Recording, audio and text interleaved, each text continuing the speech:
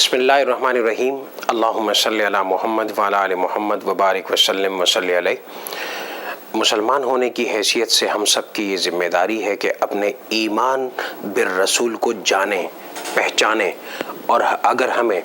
اس بابت علم نہیں ہے، ہم نہیں جانتے کہ ہمارا ایمان بالرسول کیا ہے، کیا ہونا چاہیے، تو ہمیں کوشش یہ کرنی چاہیے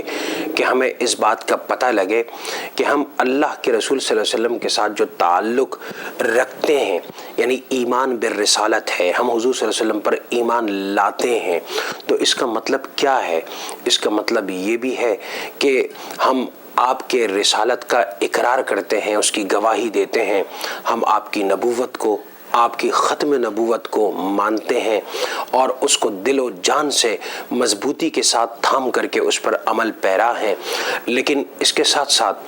حضور علیہ الصلاۃ والسلام کی ذات مبارکہ ہم سب اہل ایمان سے اس بات کا تقاضا کرتی ہے کہ ہمیں آپ صلی اللہ علیہ وسلم کی زندگی کے بارے میں بخوبی معلوم ہونا چاہیے، آپ کے بچپن کے بارے میں، آپ کی ولادت کے بارے میں، آپ کی لڑکپن کے بارے میں، آپ کی جوانی کے بارے میں، آپ کے بڑی عمر میں داخل ہونے کے بعد کے معاملات کے بارے میں، آپ کی سیاست کے بارے میں، آپ کی معیشت کے بارے میں،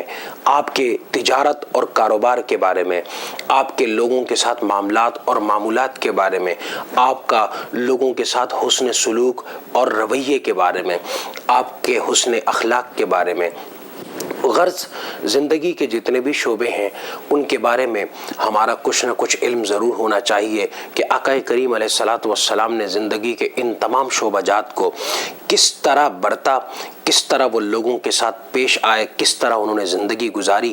اہل ایمان پر یہ بات لازم ہے کہ اگر زیادہ گہرائی میں نہ بھی ہو تو تب بھی وہ تمام باتیں جاننا ان کے لیے لازم ہے جن کے بغیر خود ایک مومن، ایک مسلم، ایک انسان اپنی زندگی انسانوں کے درمیان گزار نہیں سکتا۔ اور جب ہمیں ابتدائی اور بنیادی معلومات حاصل ہو جائیں گی حضور علیہ الصلاۃ والسلام کے اسوہ حسنہ کے یہ تمام کے تمام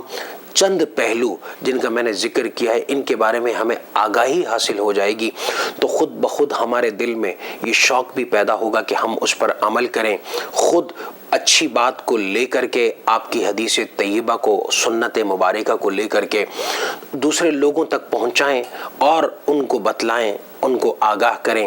اور یہ سب کچھ کرنا جہاں ایمان بالرسول کا تقاضا ہے، وہیں پر ہم سب کے لیے باعث برکت، باعث رحمت اور باعث نجات بھی ہے کہ ہم حضور علیہ الصلاۃ والسلام کی سنتوں، آپ کے طور اور طریقوں کے علمبردار بن کر کے اپنی زندگی گزاریں۔ اس میں دنیا کی بھی عزتیں ہیں اور رب تعالیٰ آخرت میں بھی اس کا اجر اور اس کی عزتیں اور عظمتوں سے ہم سب کو نوازے گا انشاءاللہ العزیز، وما علینا الا البلاغ المبین۔